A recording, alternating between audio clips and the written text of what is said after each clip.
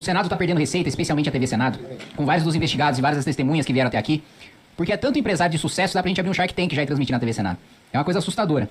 Nós estamos falando aqui com um sujeito que disse em resposta ao relator e não quer mais responder ninguém, por isso acho que nem vou me preocupar em fazer muitas perguntas, que não se preocupou em saber quais dos seus carros foram apreendidos pela Polícia Federal. Olha, primeiro que eu não tenho carro, mas se tivesse um carro e ele fosse apreendido pela Polícia Federal, ou se eu tivesse mais de um carro e fosse apreendido pela Polícia Federal, eu buscaria imediatamente saber quais foram. Não se preocupar, ainda mais um sujeito que tem uma Ferrari de 4 milhões de reais, em saber, deputado Rogério, qual que foi o carro, qual que não foi o carro que foi apreendido, me parece, como já foi dito aqui, a falta de preocupação de quem não ergueu a sua riqueza com o seu próprio trabalho. Você ainda teve o apelido que o senhor deu, que eu gostei, pro Nelson Williams, chamando de papi. De fato, ele deve ter sido um pai pra você pra tirar de um salário de 5 mil reais pra em pouco tempo, num período, inclusive boa parte desse tempo, período de pandemia, receber milhões de reais. Mas eu fico triste de ver você no depoimento aqui abandonar o papi, porque foi sócio dele em trocentas empresas, com dezenas de milhões de reais, deu entrevista pro podcast aqui mostrado pela deputada Adriana, dizendo que foi uma virada na sua vida ser contratado pelo Nelson Williams, e agora aqui joga tudo nas costas do Nelson Williams. Diz que não, a relação com o Camisote, aquele que roubou milhões de reais dos aposentados, é só com o Nelson Williams. Não vou mais ser sócio dessas empresas. Então, o sujeito que supostamente te ergueu e deu a vida que você tem hoje, você abandona pra essa CPI. Também não diz como é que fez a façanha de trazer um cliente de 80 milhões de reais, tendo como histórico passado só um cargo de assessor na Assembleia Legislativa. Também foi alçado aí a uma posição de comando sobre mais de 1.000 advogados,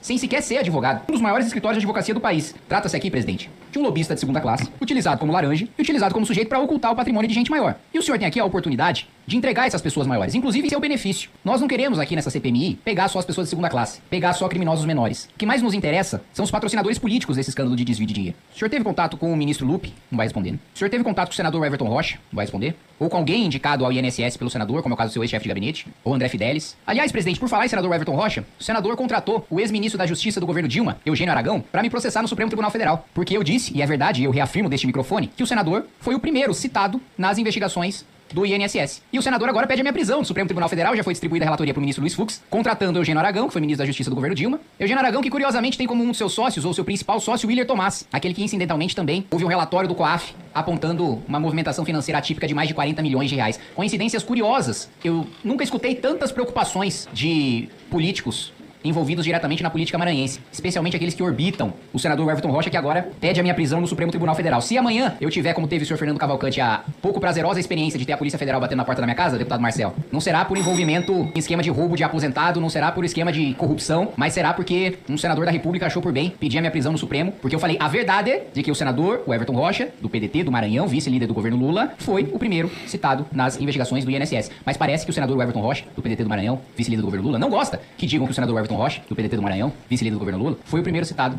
nas investigações do INSS. Obrigado, presidente. Pois não, deputado Kim Kataguiri.